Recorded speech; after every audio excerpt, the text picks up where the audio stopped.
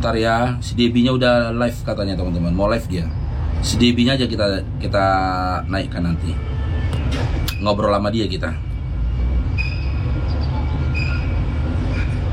Iya, langsung kena peringatan lah. Coba kayak mana gitu orangnya. Aku perokok bang gitu loh. Tapi kalau aku duduk sama orang nggak perokok, aku nggak ngerokok. Bahkan kalau aku baru kenal orang, aku mau ngerokok, aku tanya, abang ngerokok? Enggak, kata dia. Udah, aku nggak ngerokok. Aku tahan kan nggak ngerokok depan dia gitu loh. Itu adab, ya kan?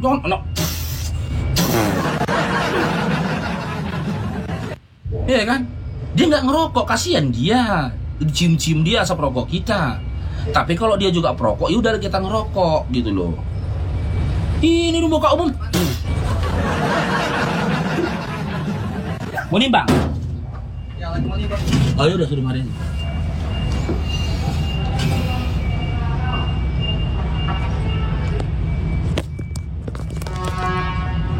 Malam, Pak.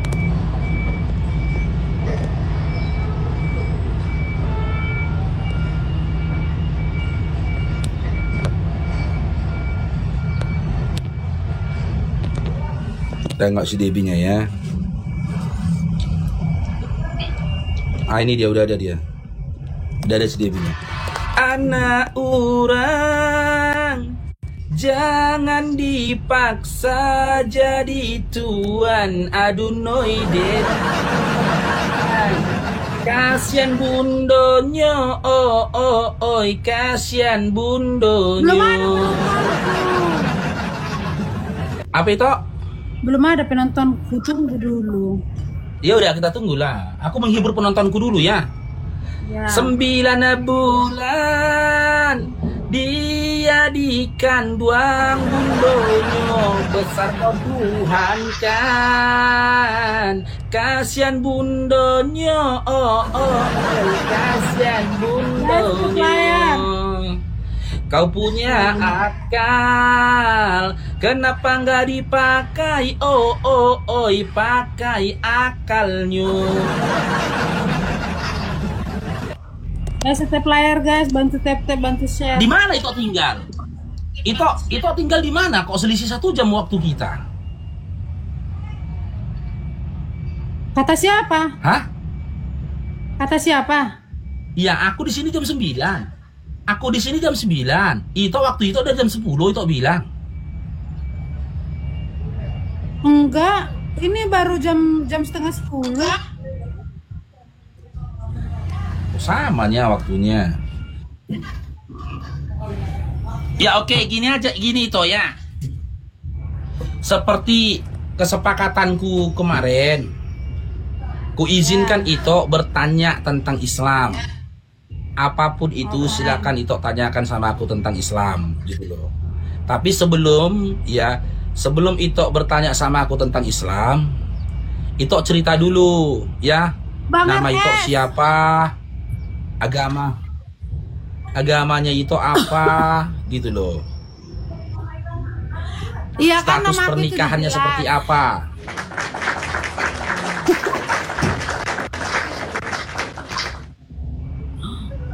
Gimana? Udah langsung PK aja kita yuk, PK kita yuk. Ayo guys, bantu guys, bantu. Kita harus menang. Nanti kalau kita menang, aku kasih pertanyaan buat itu sebelah. Bisa tap layar guys. Iya. Ini 41 innya weh. Di belakang guru sekumpul kak. Nggak apa-apa.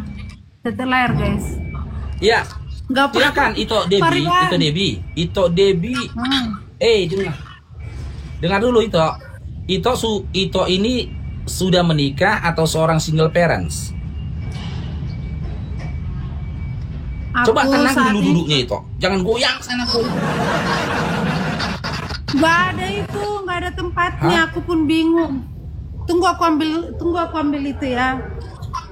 Sibuk baca komenan. Udah bantu aku guys, bantu makanya biar menang aku guys. Cair dong, diberkatilah Bang Saya Dada. bisa jamin.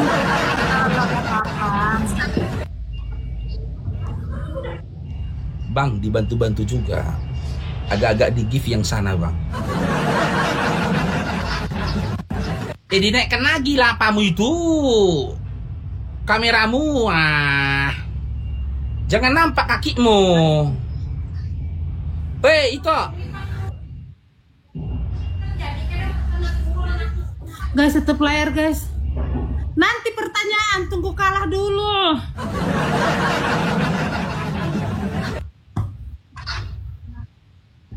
Guys, 10 mawar. 10 Enggak, guys. kau enggak bertanya, aku yang yang bertanya samamu. Apakah Ito sudah menikah atau single parents? Oh, bukan single sih, kan belum ada anak. Iya, tapi kan pernah menikah kan? Ya. Guys, tetap layar guys. Terus sudah berpisah sama suaminya, udah cerai sama suaminya, udah pisah. Udah. Hah? Udah. Kalau boleh tahu kenapa pisah sama suaminya itu? Itu kenapa pisah sama suaminya? KDRT. Hah? Dipukulin itu gitu? KDRT. Ya. Itu dipukulin sama suami. Oh, berarti dia mengikuti ajaran di Bible itu. Ini itu pernah baca ini enggak? Kan itu dipukulin kan? Itu sebagai istri pukuli suami kan? Ya kan? Ya. Betul kan? Dulu kan dipukul sama mantan suami kan? Nah, aku tidak bahas tentang perceraian ya. Nih, ini toh. Karena memang seorang suami itu harus benci sama istrinya. Tengok nih ya. Nih, itu baca dulu ini. Nanti itu biarin dulu. Jikalau seorang datang kepadaku dan ia tidak membenci bapaknya, istri, anak, sama iya. Guys, anak-anakku dong sebelah 41 ini. Iya udah aku baca. Itu Nah. TB dan TR. Apa itu TB? Di sini kan dikatakan, jikalau seorang datang kepadaku dan ia tidak membenci bapaknya, ibunya, istrinya, anak-anaknya, saudara-saudaranya laki-laki atau perempuan, bahkan nyawanya sendiri, ia tidak dapat menjadi muridku. Maka bisa jadi toh suamimu dulu mukulin kau karena dia baca Lukas 14 nomor 26. Karena dia salah paham. Dipikir dia mungkin kan mau ikut Yesus itu harus benci kepada istri. Nah, implementasi benci kepada istri dengan cara dibel-beli istrinya. Itu makanya tau mungkin dipukulin sama mantan suami tau dulu.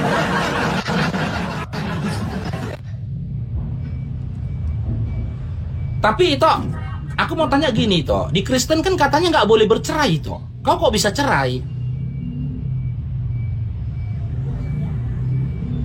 Itu Di Debbie. mana-mana nggak ada diajarkan bercerai di agama manapun, tapi kan udah takdir.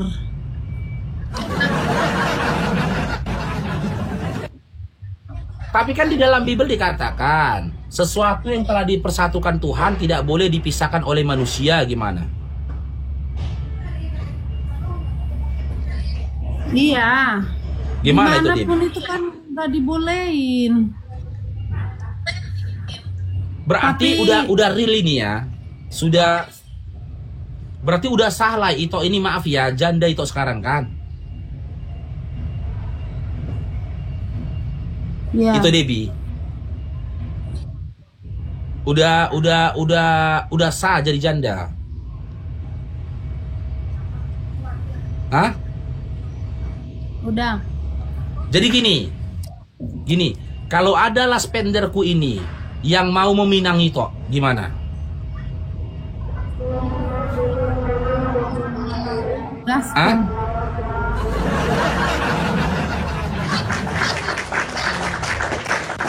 Jadi sedikit cerita teman-teman ya, sedikit bercerita ya. Si Debbie ini Foto siapa? dulu sempat dia mau syahadat, dia mau mu'alaf. Karena waktu Guys, itu kali dia pernah Supplier, menjalin weh. hubungan sama seorang laki-laki Kalian yang tetap muslim. layar lah, kalian cuman diam aja di sini 80 orang. Laki-laki yang astaga. jadi pasangan Dijajah itu, supaya muslim kalian itu tinggal meninggal di dunia, rumah. teman-teman.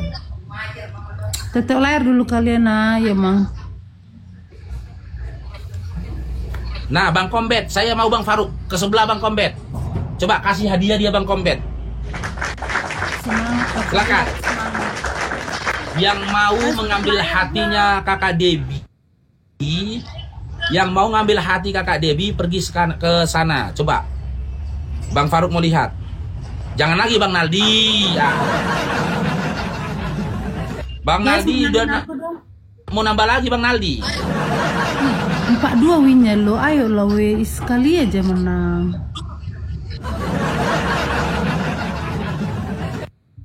Gak apa-apa lah. Win kok diruntuhkan ya weh. Thank you Kak Bang Ito Ipo Tulang Rikyo nih, thank you. Guys 8 Bisa guys. 3M itu.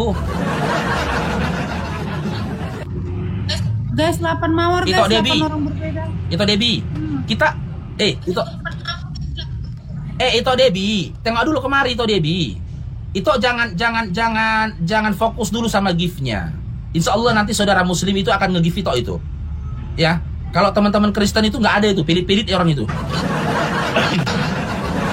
Ya, kita ngobrol aja dulu, ngobrol-ngobrol santai. Anggaplah kita ini tidak sedang PK gitu loh. Apalagi ini hari Jumat. Saudara-saudara muslimku itu kalau hari Jumat dia gencarkan untuk sedekah. Gencar sedekah. Nanti kau tengoklah.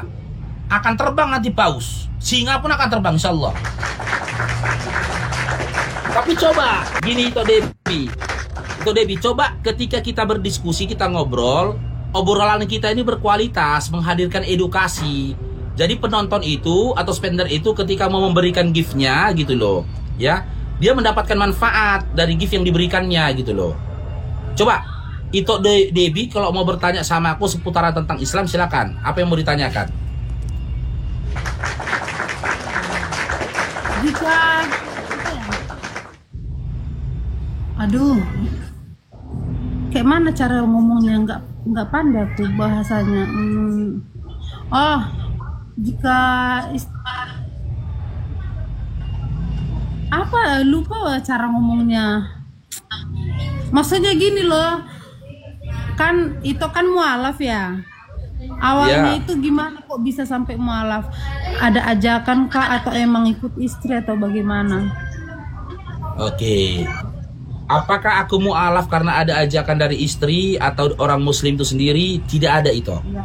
Jadi gini toh, Oh, tidak. aku tuh jadi mu'alaf setelah aku membaca Bible bertahun-tahun itu.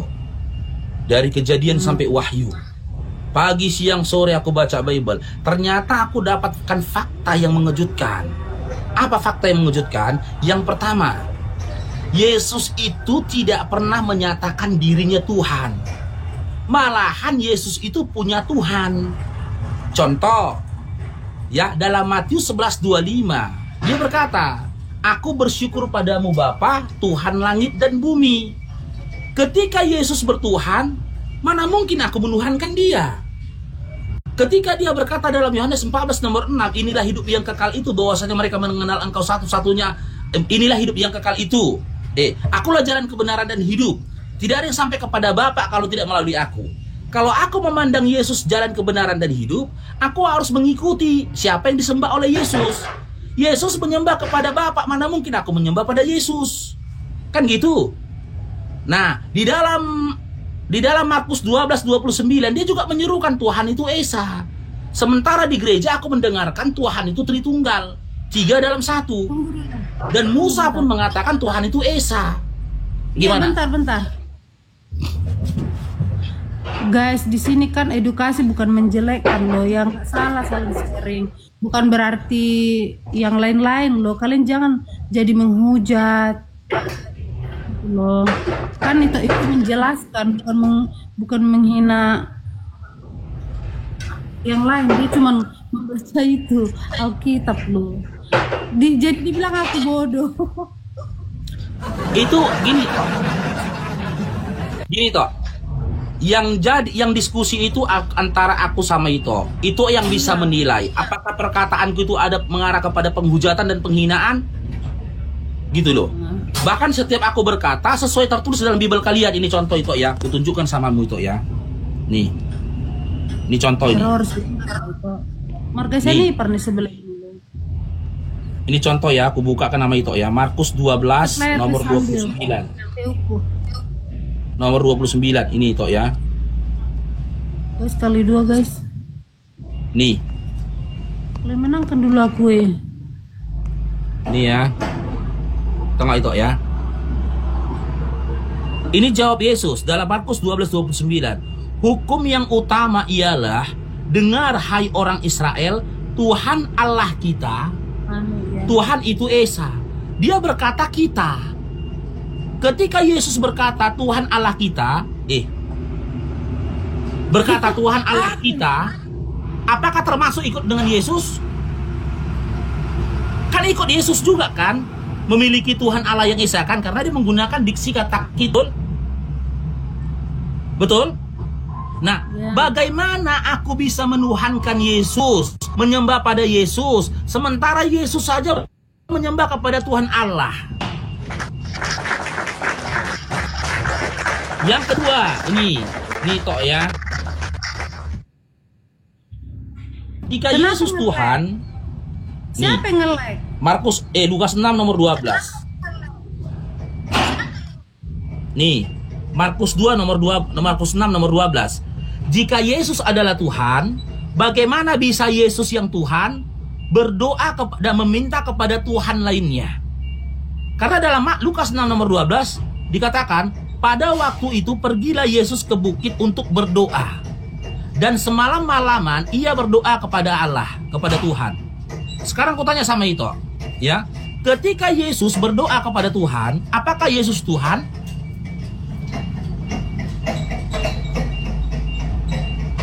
Maksudnya Gitu? gimana? Ketika Yesus dalam Lukas 6 nomor 12 dikisahkan berdoa dia kepada Tuhan, apakah Yesus itu Tuhan?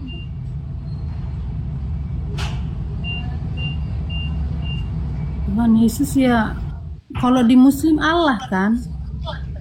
Enggak, yang saya tanyakan, ketika Yesus berdoa kepada Tuhan Allah, apakah Yesus itu Tuhan Allah? Ya. Itu jangan fokus sama tippingan, Loh, berarti ada Tuhan yang berdoa kepada Tuhan. Ya kan kalau di kita gimana ya? Kan Tuhan Yesus itu kan kalau di kita debata ya. Debata itu ya Tuhan Allah. Iya. Sementara di dalam Lukas 6 nomor 12, ya, kutunjukkan tadi sama itu, dia berdoa kepada Tuhan Allah. Ketika Yesus berdoa ini kepada Tuhan Allah, apakah dia Tuhan Allah?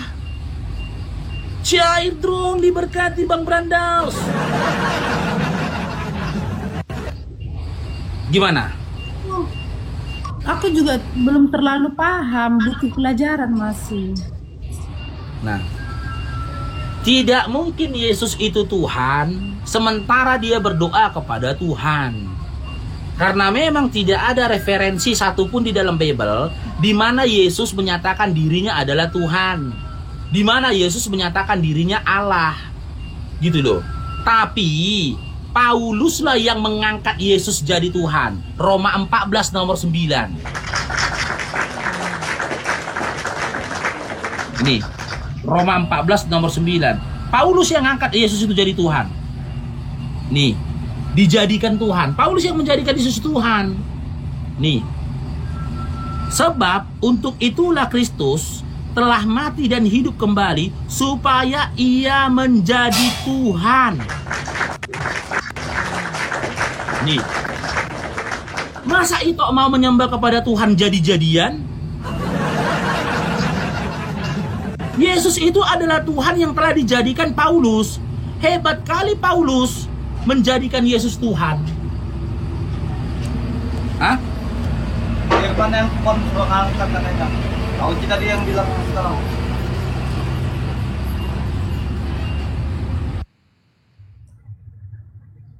Apa itu? Kok mute? Bentar ya, aku nelfon bentar ya. Ya.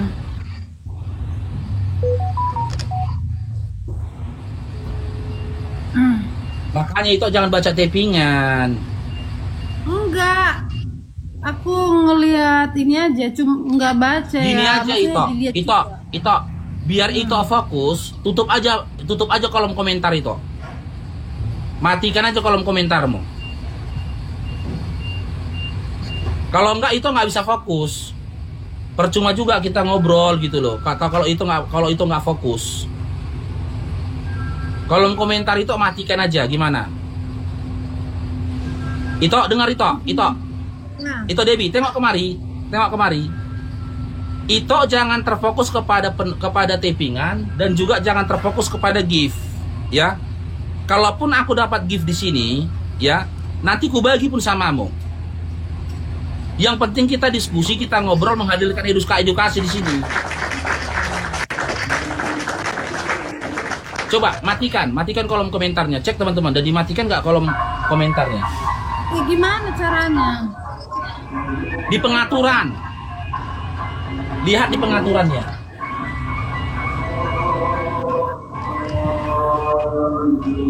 Di mana? Di pengaturan.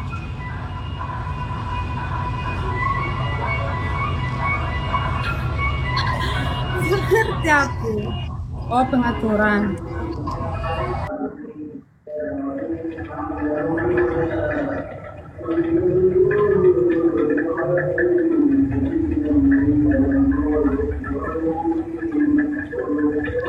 Ini nggak ada pengaturan. Oh, ini.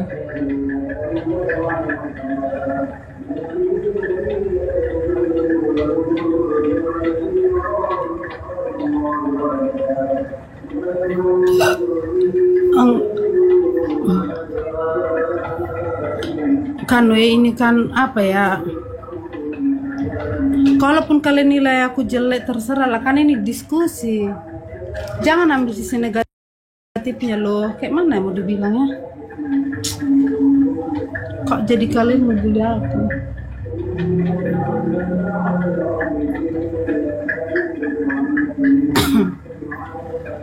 Guys, hilangkan dulu. Udah. Guys, hilangkan. Udah dimatikan Udah. tappingannya? Ah? Udah. Udah. Jadi gini Ito ya. Kita berangkat dari pengalaman Ito ketika Ito berumah tangga. Ito punya suami kan, tapi suami Ito KDRT. Mungkin kenapa dia KDRT? Karena dia minum minuman keras, betul? Dia nggak minum. Judi? Kok ngelek jaringanmu itu? Kok aku yang ngelek? Jaringanmu ngelek.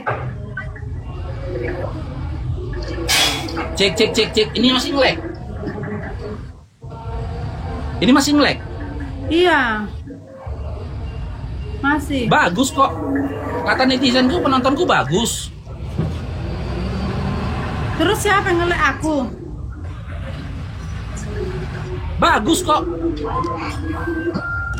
Itu kayaknya karena efeknya itu ya, suara mulut sama ucapan nggak sama. Oh, apa dia? Apa? Lelet nanti lama-lama normal dia itu. Oke, ini penting jelas suaraku kan? Iya, Suaraku tapi telat-telat. Iya, delay, udah nggak apa-apa lah, penting suaraku jelas. Apakah suami itu dulu judol? Hah? Kadang-kadang. Main perempuan juga dia nggak? Main perempuan nggak? Enggak. Oh, tapi dia memang temperamen ya. Parrohaina, tau nggak Parrohaina? Oh, Pak Rohaina itu teman-teman gini. Dia lebih condong kepada mamanya, betul? Gitu kan? Nah, kenapa dia bisa begitu? Karena begini toh. Ketika kalian membangun rumah tangga, tidak ada aturannya. Gak ada aturannya. Kenapa dibilang gak ada aturannya? Dengar ya. Tidak setahu saya ini ya. Tidak ada tuntunan yang disampaikan oleh Bible tentang bagaimana seorang suami terhadap istri bagaimana seorang istri terhadap suami, apa tanggung jawab seorang suami terhadap istri, dan apa tanggung jawab seorang istri terhadap suami. Makanya saya berani katakan gini itu, selama perempuan tidak memiliki pasangan seorang muslim, mustahil dia bahagia dalam rumah tangganya. Mustahil. Kalau di kami Islam, gak boleh kami memukul istri kami. Ketika kami mengandalkan temperamen kami, boleh kami memukul istri kami ketika dia bermaksiat kepada Allah. Tapi pukulan yang kami berikan kepada istri kami adalah pukulan yang tidak meninggalkan bekas. Tetap pukulan yang menunjukkan kasih sayang. Bukan macam mukul maling. Bukan kayak mukul maling. Main kudubuk, tidak begitu. Nah, tentang rohaina itu bilang kan, dengar. Di dalam Islam, seorang suami itu tidak boleh dia berrohaina. Condong kepada mamanya kali nggak boleh dia. Karena apa? Karena dia tahu di dalam Islam, ya, harta yang dia dapat, rezeki yang dia dapat, itu sebahagian adalah hak dari istrinya, hak dari anak-anaknya. Ada juga hak dari orang tuanya sebagai tanggung jawab dia sebagai anak laki-laki. Tapi tidak boleh dia mengesampingkan kebutuhan istrinya demi mencukupi kebutuhan mamanya. Nggak boleh. Sekron dong berandal, barakallahu fikum. Itu nggak boleh dia begitu. Nggak boleh dia mengesampingkan perasaan istrinya hanya untuk menyenangkan mamanya. Nggak boleh. Dia harus arif dan bijaksana. Dia harus bisa menjaga perasaan istrinya. Begitu juga dia juga harus bisa menjaga perasaan dari orang tuanya. Nah, begitu. Jadi makanya aku bilang, mustahil seorang wanita itu bahagia dunia dan akhirat ketika dia tidak memiliki pasangan seorang muslim. Gitu loh. Terus solusinya gimana? Ya, jadi gini. Makanya gini itu. Soal tentang pernikahan di dalam Islam, coba itu tanya sama aku. Itu tanya sama aku, biar itu bisa bandingkan bagaimana bahagianya memiliki pasangan seorang muslim, bagaimana menderitanya punya pasangan seorang non muslim. Itu tanyalah. Tentang pernikahan inilah itu tanya. Kristen. Oh, Coba itu tanya apa?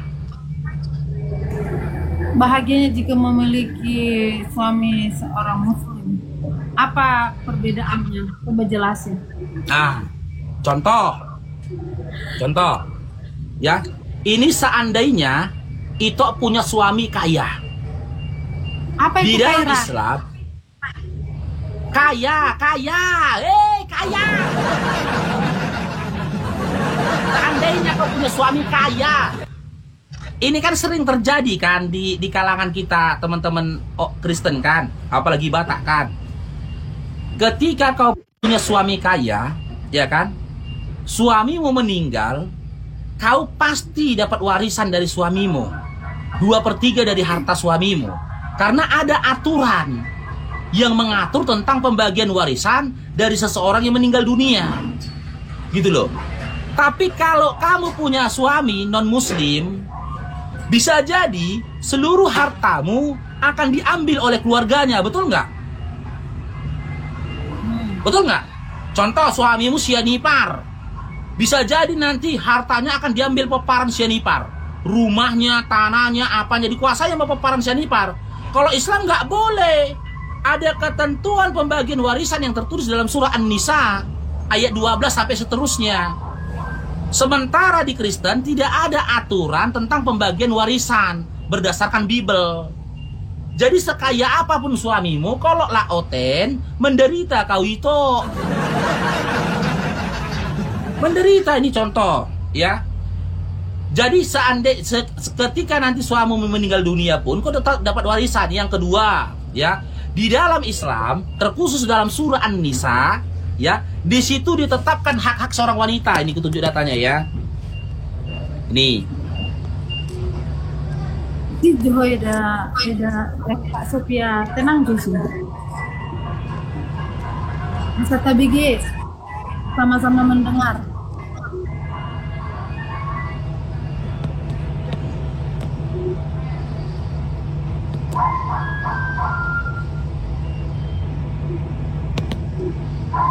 Ricky Sony.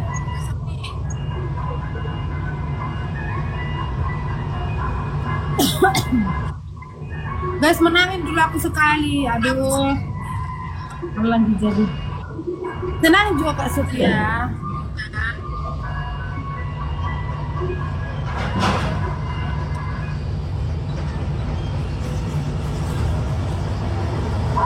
Kita kan sharing guys, sharing berdiskusi. Jangan Ini itu ya. Ini itu. Suara. Ya, mana-mana. Kita mulai dari surat An-Nisa. Ya. Surat An-Nisa. Ini nama surat di dalam Al-Qur'an, surah An-Nisa ayat 11. Apa katanya?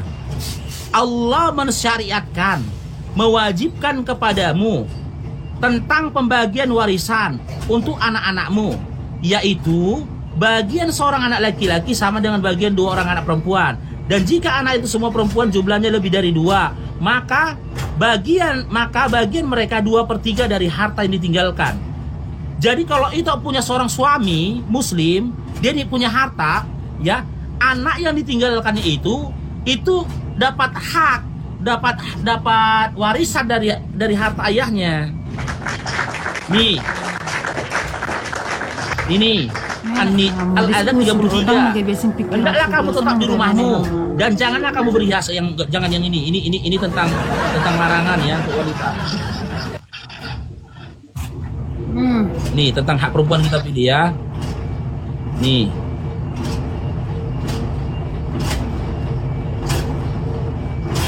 Artinya apa itu?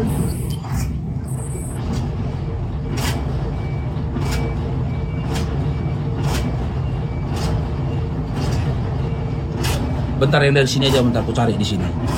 Ada ini. Tenang. Foto. Bentar ya. Suaraku kedengaran nggak? Kedengaran, tapi apa itu suara berisik? Bentar, ada kendaraan. Bentar ya, ada kendaraan. Bentar ya.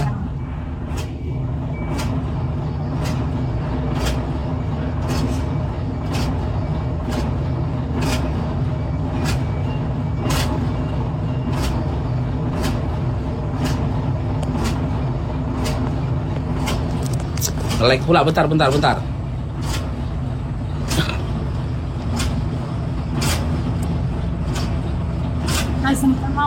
Keradak, thank you bang Keradak. Kalian menangin dulu aku sekali. Ada kepanasan itu. Enggak loh, Litam, jangan kayak gitu loh. Ini kan diskusi, jangan ambil sisi negatif. Agak like kamu apa dang lalu aku nasib kalah ah.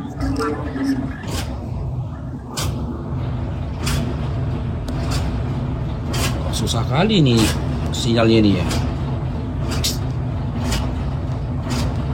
Iya, nge-lag aku ya. Jangan kamera belakang, ke mana lah kami cuma lihat kakimu. Enggak, aku menunjuk kamu apa? Menunjuk ayat, bentar dulu. Iya, tapi jangan kaki ditunjukkan, gak sopan.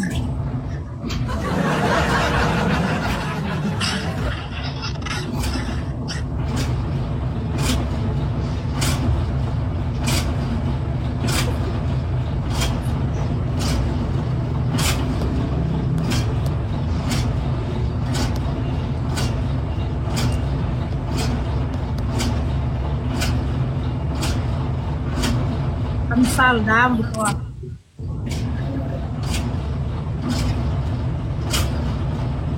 Nih Tok ya. Kemuliaan seorang wanita di dalam Islam ketika dinikahi itu dimulai dari maharnya. Mahar yang telah ditetapkan ya, atau mas kawin. Ya. Ini surah An-Nisa nih. Nih. Mana? Sama gua muju ini yang masuk. Berikanlah mahar kepada wanita yang kamu nikahi sebagai pemberian yang penuh kerelaan. Ya. Kemudian jika mereka menyerahkan kepadamu sebagian dari mahar itu dengan senang hati, terimalah dan nikmatilah pemberian itu dengan senang hati. Ini tentang perempuan semua. An-Nisa ini artinya perempuan itu. Nama iya, suratnya itu perempuan, yaitu An-Nisa. Janganlah kamu serahkan kepada orang-orang yang belum sempurna akalnya, hartanya dalam kekuasaanmu. Allah hendak menjadikan sebagai pokok kehidupan. Berilah mereka belanja dan pakaian dari hasil harta itu, dan ucapkanlah kepada mereka perkataan yang baik. Ini aturan hak-hak tentang perempuan ini. Ini tentang anak yatim. Ya, ketika seorang anak ditinggalkan meninggal ayahnya. Bagi laki-laki ada hak bagian di pembagian harta warisan. Ya, perempuan. Ini apabila saat pembagian itu hadir. Nah, ini tentang pembagian warisan nih ya. Hendaklah merasa takut, ini masih warisan. Aturan tentang warisan di Bible nggak ada ini. Nah, ini aturan tentang harta anak yatim. Tapi aku mau nanya, boleh nggak? Apa itu? Itu. Ini Ngelek aku kan memang. Ini kan kita Apa yang mau kau tanyakan? boleh nggak kalau menikah poligami? Ngelek aku. Apa yang mau kau tanyakan? Silakan. Boleh kalau kita kan diskusi ya kan? Ini juga Kak Derlimen aja Kak. Boleh nggak poligami? Gimana? Poligami itu diizinkan Kak? Sebenarnya. Jadi gini toh. Oke. Hukum poligami ya di dalam Islam itu solusi. Kalau rumah tangga itu punya persoalan.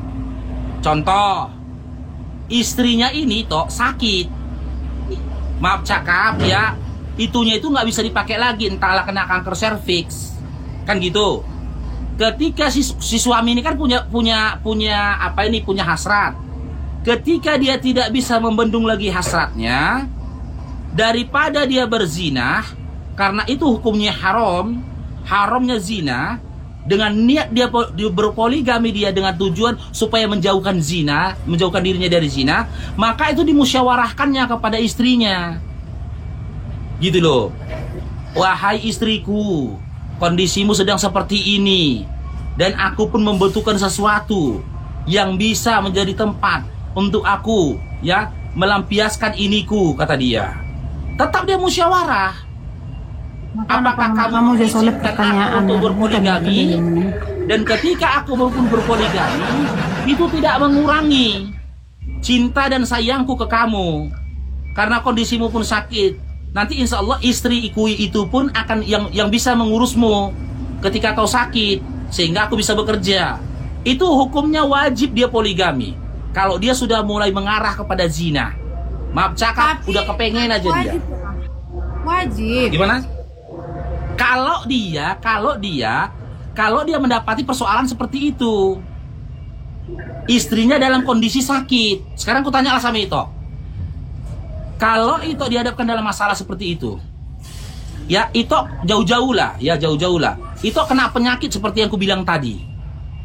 Itu nggak bisa lagi untuk digauli. Nah, suatu ketika istrimu tuh kepengen, suamimu tuh kepengen, kayak mana perasaanmu nengoknya itu?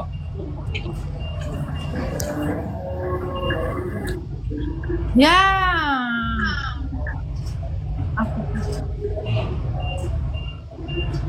Tapi gimana? Kan gimana ya? Kita kalau namanya udah suami istri saya, kalau misalnya di poligami pasti ada rasa cemburu atau pasti. Itu pasti rasa cemburu dan sakit hatimu itu pasti. Tapi yang kutanyakan, ya, apa solusi bagi suamimu ini? Apa solusi bagi suamimu ini yang membutuhkan kebutuhan rohani, sementara kamu itu dalam kondisi sakit? Ditahan. Aku laki-laki ya, aku jawab dengan jawaban yang jujur, tidak munafik. Gak mampu kami menahan itu. Gak mampu. Akan ada dampak buruknya nanti kalau kami tahan-tahan itu. Yang pertama, temperamen, emosional meningkat, moodnya nggak bagus, gitu loh. Pemikirannya itu nggak bisa mikir dia, buntu pemikirannya. Jadi wajib markum kayak gitu. Ya laki-laki memang itu. Memang sudah didesain sama Allah di dalam diri Ini kami benar. ini. Tapi kalau nggak direstui istri pertama menikah lagi ya mau gimana? Nggak sah dalam hukum negara. Dalam hukum negara nggak sah kalau istri pertama tidak merestui itu. Dalam hukum agama tidak sah. Gitu loh. Maka dianjurkan dia berpoligami supaya dia jangan berzina. Takutnya gini toh, kau larang dia poligami kan gitu, sementara kau sendiri nggak bisa digitukan lagi. Nanti kau punya keluarga, adik perempuan, sepupu perempuan, itu nanti yang dibuntinginya gitu loh. Nanti dibuntinginya istri orang, tetanggamu nanti dibuntinginya. Karena apa? Pemikir dia itu kebutuhan dia gitu loh. Dilarang-larang, dibatasin, nggak mampu dia. Maka dianjurkan untuk dia berpoligami. Tapi kalau istrinya sehat, bisa melayani dia punya anak laki maupun perempuan, kan gitu. Maka boleh si perempuan itu menanyakan alasannya. Kenapa kau mau berpoligami? Dan ketika kalian sebagai istri melarang dia berpoligami, kalian punya hak untuk menahan dia jangan berpoligami. Karena apa? Kebutuhannya udah kalian cukupi. Jadi gini toh, poligami di dalam Islam itu bukan suka-suka kami. Aku sudah berumah tangga 12 tahun lamanya gitu loh. Sudah 13 tahun ya, 13 tahun lamanya gitu loh. Nggak ada niat aku berpoligami. Karena apa? Istriku tuh bisa mencukupi aku, bisa mengurusin aku, bisa membahagiakan aku, bisa memberikan aku anak, laki-laki dan perempuan. Apa urusannya aku berpoligami? Gitu loh. Jadi pemandangan teman-teman Kristen ini pemahamannya gini, Islam tuh boleh poligami. Kami nampak perempuan, kawin yuk. Nampak perempuan, kawin yuk. Nampak perempuan, kawin yuk. Yang enggak kayak gitu. Aturannya ketat. Poligami itu aturannya ketat. Hah? Jadi nih sebaliknya, kalau misalnya si laki yang sakit gimana, diizinkan juga suaminya selingkuh? Nah, si laki yang sakit kan, kayak mana dengan si perempuan kan? Ya. Nah, si perempuan masih diberikan kesempatan menunggu selama 2 tahun untuk suaminya berobat. Contoh nih, kayak itu, suamimu sakit nih, kan gitu. Saat itu juga kau mau menggugat dia cerai. Gak perlu kau tunggu 2 tahun. Kau mau kawin lagi, silakan, boleh. Boleh, tapi kau tunggu masa idahmu. Habis dulu masa idahmu 3 bulan. Gak boleh kawin dulu kau, supaya bersih dulu rahimmu. Karena ditakutkan ada sperma suamimu yang jadi di situ. Biar diketahui dia anak siapa. Iya, maksudnya gini loh. Kalau misalnya si laki yang sakit diizinkan nggak istrinya selingkuh, bukan berarti jadi ke rahim. Ini. Oh, nggak boleh lah. Nggak boleh. Si laki-laki pun nggak boleh selingkuh, apalagi perempuan. Islam itu mengharamkan perzinahan, itu namanya zina. Nggak boleh. Tapi ini ya, bukan mengejek ya, maaf ya. Tapi ada kayak yang lagi kemarin yang viral-viral itu ada loh yang di pesantren itu gimana? Coba jelasin dulu. Oke, jadi gini toh ya. Tidak boleh kita lihat benar tidaknya suatu ajaran dari perbuatan makhluknya, nggak boleh. Gitu loh. Itu kan perbuatan oknumnya, gitu loh. Dalam Islam, aturan dalam Islam dilarang nggak itu? Terlarang. Diharamkan perbuatan itu. Kalau kita melihat dari situ lebih parah lagi di Kristen itu. Nih tengok ini. Ratusan ribu korbannya di gereja. Nih. Ini gue tunjukkan datanya ya.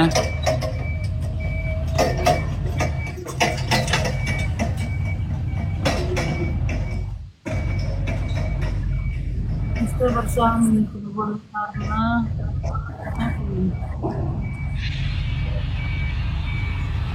nih tengok itu ya.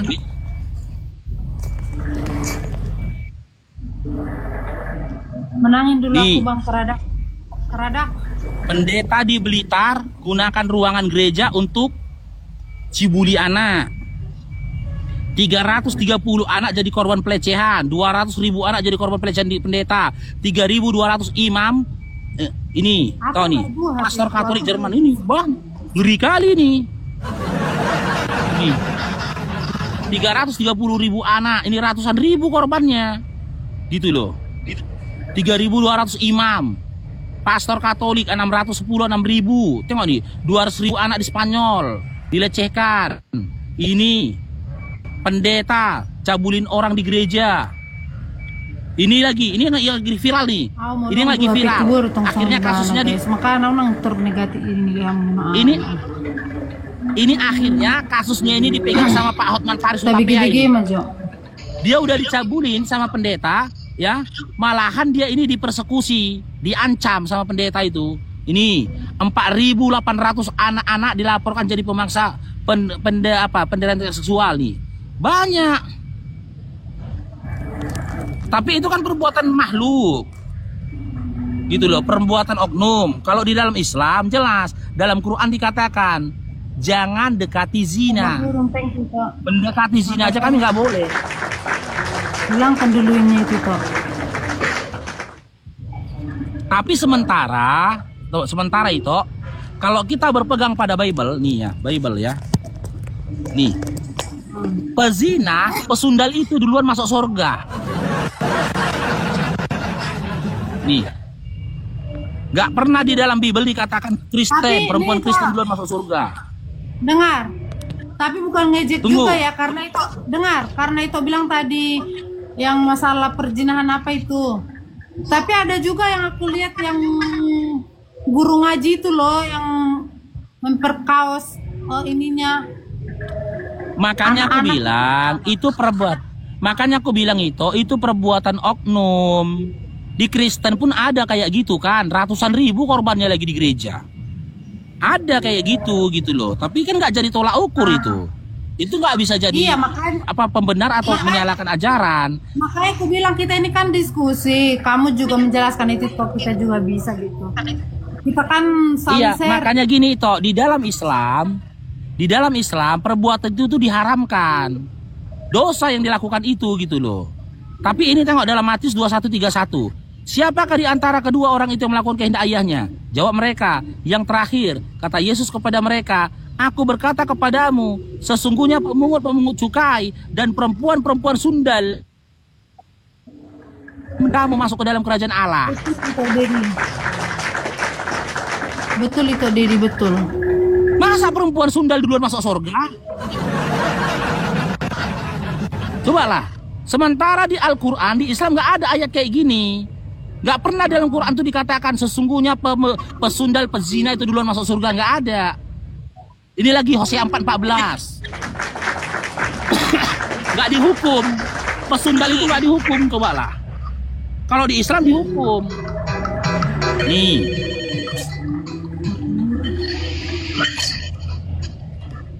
Aku apa katanya? Aku tidak akan menghukum anak-anak perempuanmu sekalipun mereka berzina, atau menantu-menantu perempuanmu sekalipun mereka bersundal, sebab mereka sendiri mengasingkan diri bersama-sama dengan perempuan-perempuan sundal dan persembahkan korban bersama-sama dengan sundal-sundal bakti, dan umat yang tidak pengertian akan runtuh. Di sini dikatakan, aku tidak akan menghukum anak-anak perempuanmu sekalipun mereka berzina. Aku di sini Tuhan. Tuhan di dalam Bible kalian mengatakan dalam konteks Hosea 14, berzina itu nggak dihukum. Dengar. iPad konek. Coba. Gimana? Apalagi mau ditanya itu? Silakan.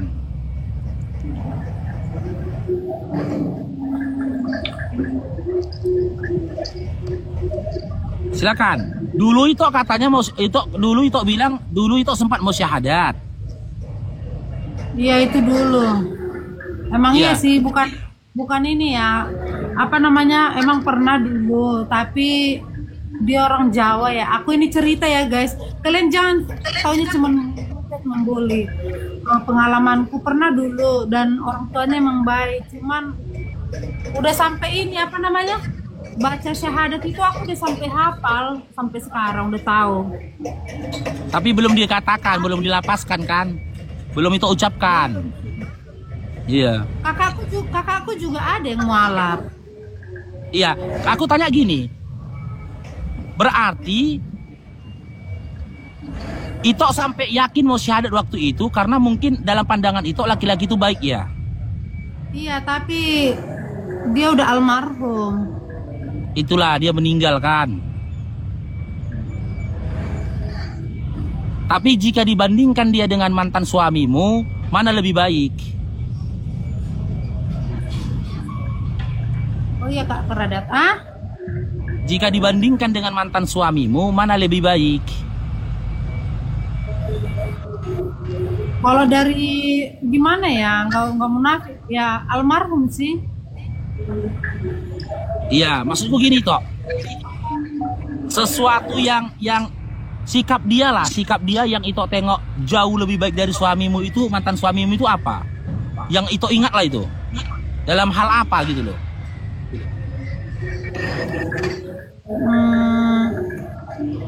Bentar ya.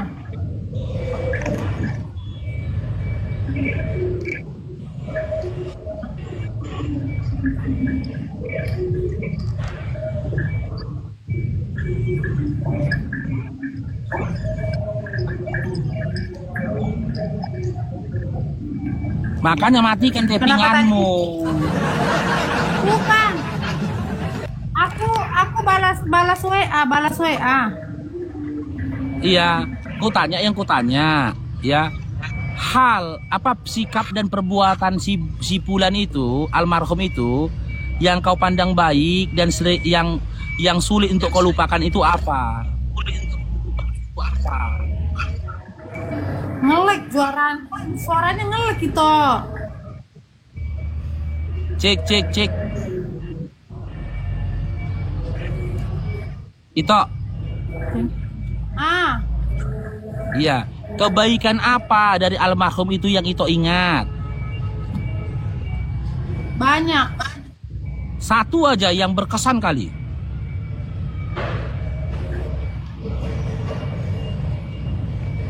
Ya banyak, gimana ya? Intinya dia baik sama orang tua.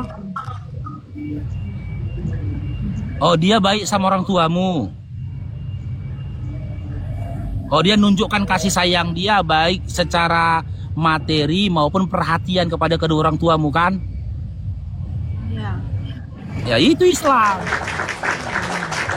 Kenapa dia begitu? Itu karena gini toh, di dalam Islam kami toh.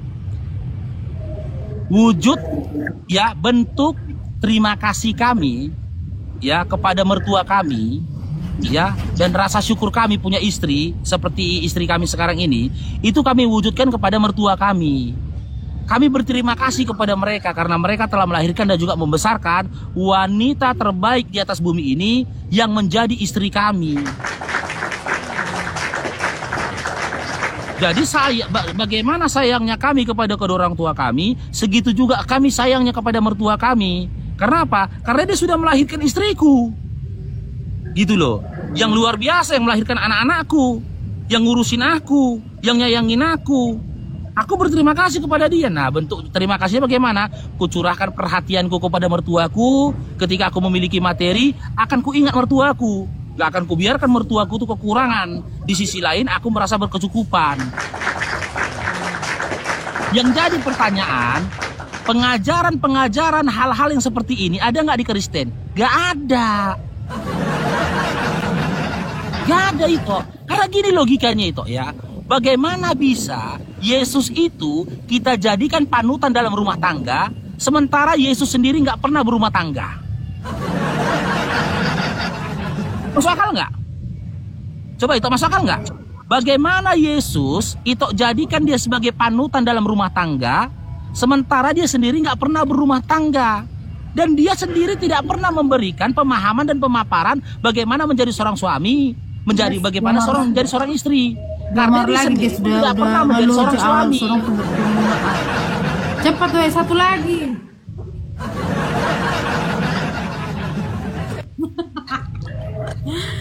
Aduh. betul betul.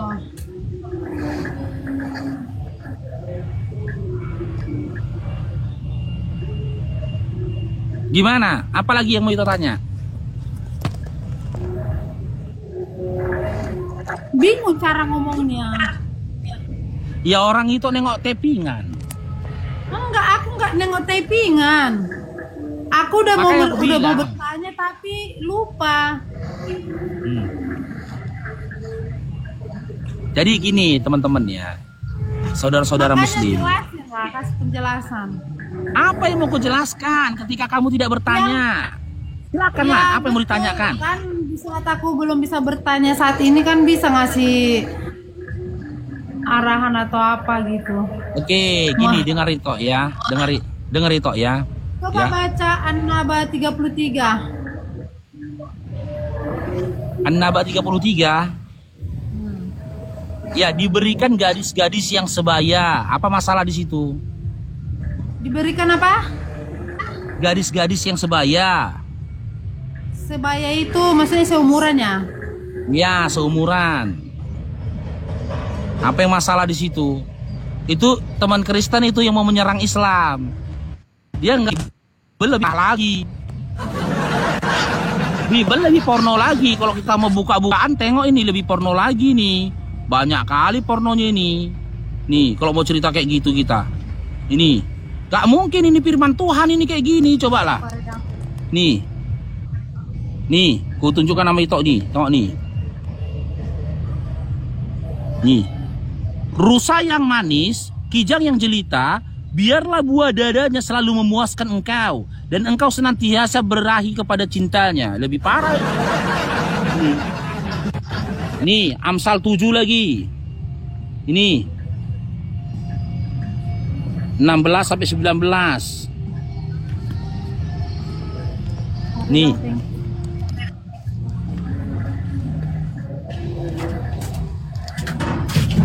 Nih. Kalian hilangkan dulu innya guys, hilangkan dulu innya. Aku sudah menyiapkan tempat tidur dengan kain yang indah berwarna-warni dari Mesir. Juga mengharumkannya dengan murga, haru dan kayu manis. Mari kita bercinta sampai puas hingga pagi dan bersenang-senang menikmati birahi. Ini Bang Raja Bintang. Nah, ini lagi lebih parah nih, Yeskiel 23. Yeskiel 23. Jangan hanya karena surat An-Naba itu jadi serangan untuk Islam, ini lebih parah lagi nih. Nanti ku tanya sama Ito ya, fokus Ito, aku baca ya. Datanglah firman Tuhan kepadaku, hai anak manusia, ada dua orang perempuan, anak dari satu ibu. Mereka bersundal di Mesir, mereka bersundal pada masa mudanya. Di sana susunya dijamah-jamah dan dada keperawanannya dipegang-pegang. Cobalah, apakah pantas ini firman Tuhan? Hah? Ku tanya dulu sama Ito, apakah pantas ini dikatakan firman Tuhan kayak gini? Ini lagi, ini. Ia birahi kepada kawan-kawannya bersundal, yang aurat seperti aurat keledai, dan zakarnya seperti zakar kuda. Itu tertulis di mana? Yeskiel 23. Ini, Yeskiel 23. Cobalah. Sekarang ku tanya sama Ito, apakah mungkin ini firman Tuhan? Ya kalau sesuai dari Pantaskah ini dikatakan firman Tuhan? nggak pantas. Salah baca itu. Iya itu Hezkiel ya. Itu.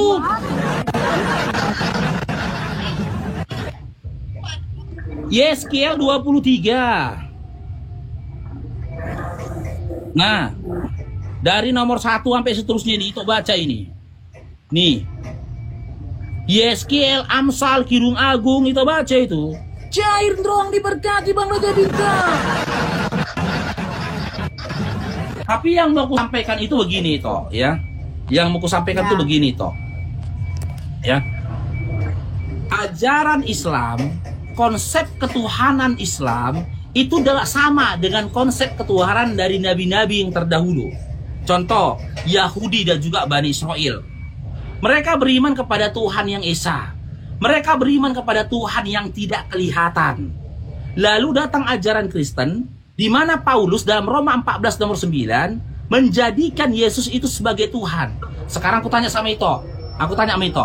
Ito Debi, simak aku Ito Debi. Kalau itu punya suami tak berbaju dan nggak bercelana, cuman pakai kolor aja dia, terus jalan-jalan dia kemana-mana cuman pakai kolor, itu malu nggak punya suami kayak gitu? Malu. Nah, sekali lagi saya tanya, itu malu nggak ketika itu punya suami kemana-mana dia cuman pakai kolor? Malu nggak? Beli si hamu na WA. Hilangkan dulu ini. Oh, kena. Oh, itu turun dulu. Turun dulu. Kok kena dia ya? Kok kena dia? Di-report dia. Langsung di-report. Oh, ten dia, Bang.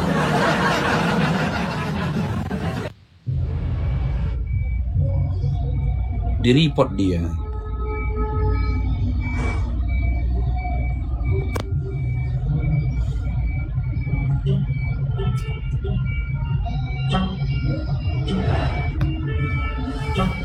Coba kita cari lagi ya, masih ada nggak dia?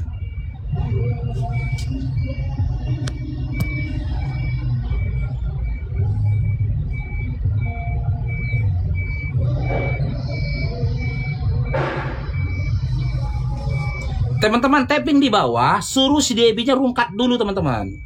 Dia rungkat dulu, baru live lagi. Rungkat dulu dia, baru live lagi. Kalau nggak bisa dibawa live dia tuh. Tapping di situ teman-teman. Rungkat dulu Kak Debbie, baru live lagi bilang. Udah dia nggak fokus gini teman-teman ya. Kita harus sabar teman-teman. Nggak mudah teman-teman. Menyadarkan akal yang nggak sehat itu nggak mudah bang. Nggak mudah. Selama dia tidak menghujat.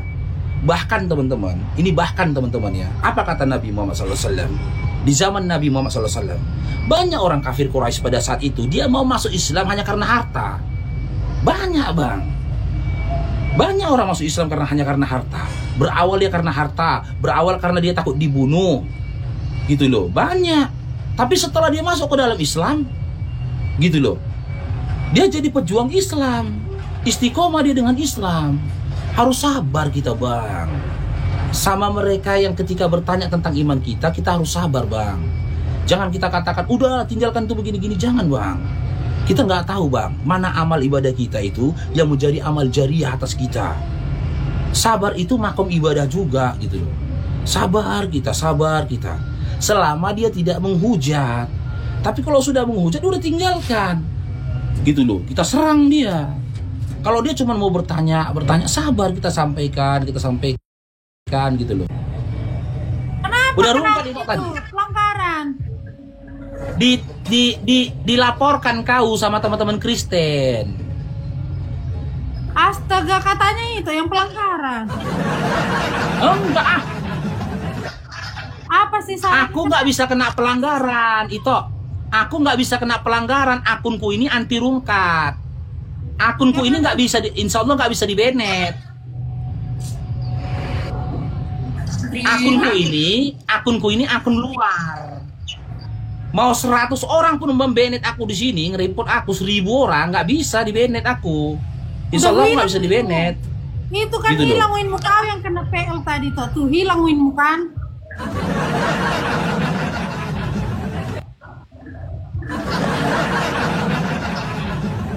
Hilang winku tadi karena terputus, karena aku yang memutuskan. Winnya tuh hilang tadi karena gini, itu kena pelanggaran, aku harus putuskan. Nah karena aku yang memutuskan PK-nya, maka winku resikonya winku akan hilang. Memang mahal winnya itu, win 3M itu. 3 miliar itu habis itu dapatkan win 43 itu habis 3 miliar itu. Iya. Dengar itu. Ini kan kita kayak share atau begitu, kenapa harus saling membenci, astaga. Sekarang gini, kau baca tappingan di tempatmu. Tappingan yang penuh kebencian itu dari Islam apa Kristen? Jawab jujur. Enggak tahu aku jujur. sama mereka. Tappingan yang mengandung unsur kebencian. Loh, dari namanya kan bisa itu tengok, ada si Togar, ada si Parnap, ada si Dari nama akunnya kan bisa itu tengok kalau namanya si Togar, si Bagultas, si Turnut, si Patus. Udah oten le itu. Mana mungkin ada muslim namanya si Togar, Pak Kultus, Pak Tutas, Pak Kultus. Coba jujur itu. Dari tappingan di bawah yang mengarah kepada unsur kebencian Islam apa Kristen? Tappinganmu di situ. Kedua belah pihak ada loh. Muslim pun ada di situ, dia berupaya membela imannya karena dihujat di situ. Makanya aku bilang tadi, matikan kolom komentarmu. Bukan maksudku Kolom ini. tappinganmu itu Aku dimatikan. baca itu. Nggak, dang membaca ya itu. Maksudku bahasa orang ikut dia lapor. Kan nggak nyanyi-aneh. Mereka takut kau syahadat. Takut mereka kau masuk Islam. Gitu loh, karena kau mau bertanya-tanya tentang Islam. Kan kita Syair dong, salah. diberkati Bang Raja Bintang. Sekarang gini, itu kita kembali kepada pembahasan awal tadi. Ya. Ketika Ito punya suami, jalan-jalan ke sana kemari tak berbaju dengan nggak bercelana, cuman pakai kolor. Ito malu nggak punya suami kayak gitu? Ya tapi nggak mungkin kayak gitulah. Kalau itu udah di luar nalar utuh-utuhnya.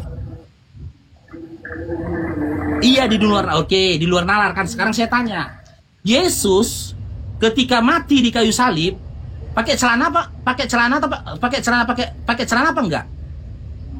Berbaju bercelana enggak? Pakai kain putih. Hah? Kain putih. Iya, kain putih hanya menutupi itunya saja kan. Yang kutanya, dia pakai baju sama pakai celananya. Hah? Pakai baju ini. sama pakai celana enggak dia? Pakai kain. Pakai cawat kan? Ih, kain cawat kan? Kalau masalah Yang menutupin membahas, itunya kan?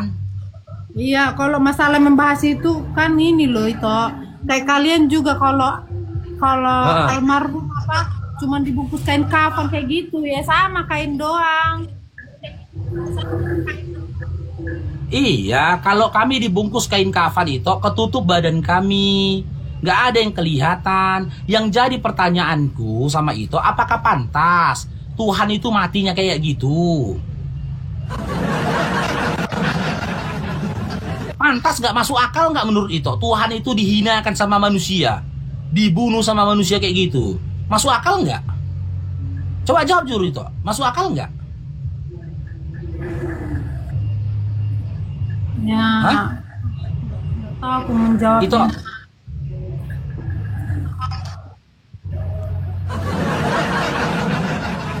nggak masuk akal gitu loh. Ada Tapi kematian yang mirip seperti itu. Kematian siapa itu, Be? Waktu Apa Muhammad itu? wafat pakai ini enggak? Pakai kain enggak? Sama kan cuma pakai kain doang kan yang putih. Pakai.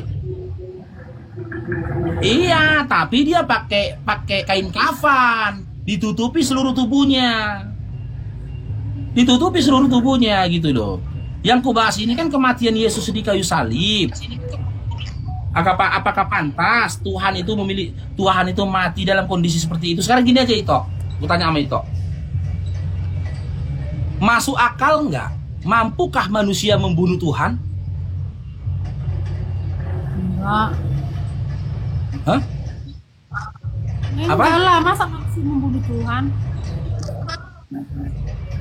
Oke, jadi Yesus yang mati di kayu salib, yang dibunuh sama pasukan Romawi, Tuhan bukan? Iya, demi menebus dosa-dosa manusia. Iya, Dia rela. iya, masuk akal nggak? Masuk akal nggak? Ketika Tuhan harus mati dibunuh manusia untuk nebus dosa, masuk akal nggak? Kenapa? Di situ ribu. Masuk akal nggak menurut itu? Ketika dikisahkan Tuhan dibunuh sama manusia, mati katanya untuk nebus dosa, masuk akal nggak? Masuk akal. Demi menebus manusia, dosa manusia. Kan dia rela disalibkan. Iya, berarti manusia yang ketika manusia mematikan Tuhan, menurut itu masuk akal. Enggak. Hah? Ayo, Daong, enggak. nggak masuk akal. Berarti Yesus yang mati di kayu salib itu Tuhan bukan? Ketika dia bisa dibunuh sama manusia, dia Tuhan bukan? Ya.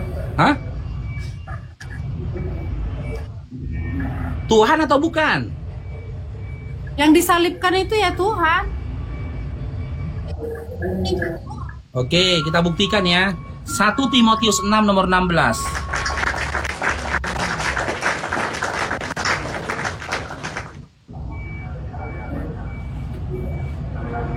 6 nomor 16. Apa katanya di sini? Apakah Tuhan itu bisa mati? Nih.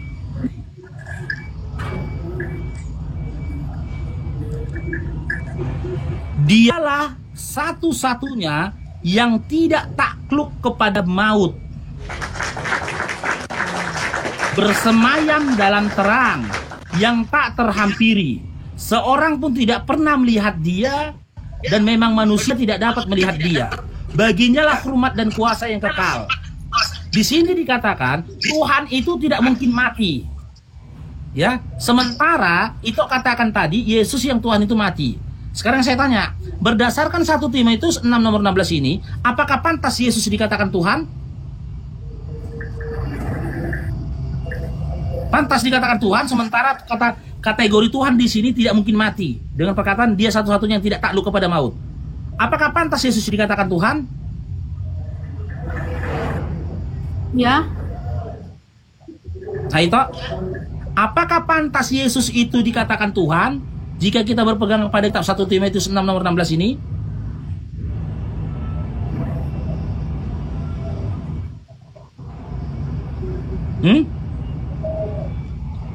Jawabannya Iya, jujur itu Yesus nggak apa-apa. itu ya Tuhan. Iya, di sini dikatakan Tuhan itu Tuhan itu satu-satunya yang tidak akan mati. Sementara Yesus pernah mati. Apakah pantas Yesus itu dikatakan Tuhan berdasarkan kitab 1 Timotius? Berdasarkan Timotius, bukan berdasarkan imanmu itu ya. Berdasarkan 1 Timotius 6 nomor 16, apakah Yesus itu pantas dikatakan Tuhan? Berdasarkan ini ya, bukan berdasarkan imanmu ya. Coba.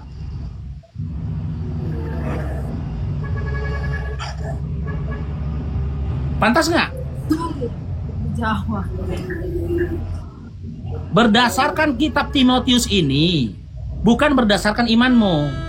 Berdasarkan kitab Timotius ini, pantas nggak Yesus itu dikatakan Tuhan? Itu ngambil dari apa ya? Apa namanya? Enggak Alkitab langsung, itu dari Google ya. Nah, itu ada Bible di rumah. Kalau ada, buka di rumahmu. Kalau memang beda isinya, boleh itu salahkan aku. Buka 1 Timotius 6 nomor 16. Isinya sama. Tuhan dikatakan tidak mungkin mati, sementara Yesus itu mati. Berarti berdasarkan 1 Timotius, dia bukan Tuhan. Nah, kembali lagi nih. Nah, di dalam Bilangan 23:19. Ini, Bilangan 23:19. Ini aku kasih data lagi sama itu ini. Nih. Tunggu dulu ya. Tuhan bukanlah manusia sehingga ia berdusta, bukan anak manusia sehingga ia menyesal. Masakan ia berfirman dan tidak melakukannya, atau berbicara atau tidak menepatinya? Aduh, mati jaringan.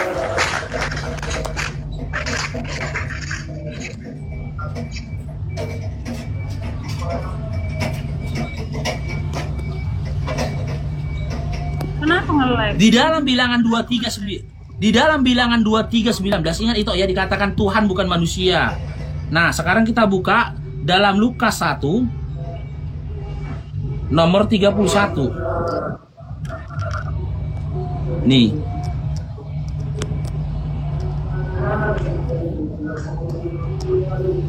Sesungguhnya engkau akan mengandung dan akan melahirkan seorang anak laki-laki, dan hendaklah engkau namai dia Yesus. Di Lukas 1:31 ini dikabarkan. Lukas 1:31. Itu tertulis di mana? Tunggu. Lukas 1:31.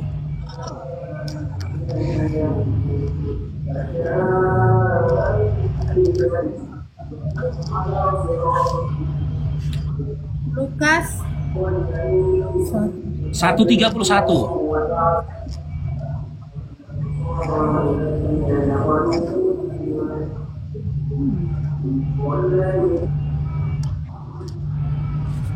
Apa dikatakan di situ?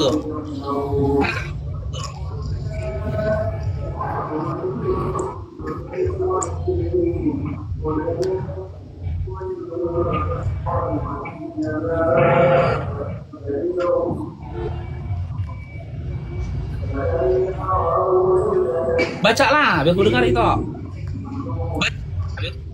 Tunggu dulu, ngelek. Di situ Lukas 1:31 ya tadi. Iya. Iya. Ngelek HP-nya, tunggu.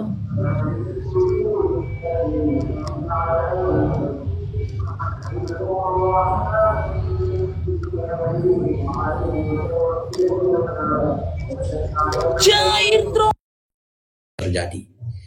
Nah, saya ada banyak ayat yang bisa kita lihat. Hanya saya akan membuka dari 2 ayat penting. Ya, ini mengenai Yesus Kristus. Ya, Yesus Kristus mengungkapkan tentang peristiwa penyaliban. Jadi Yesus Kristus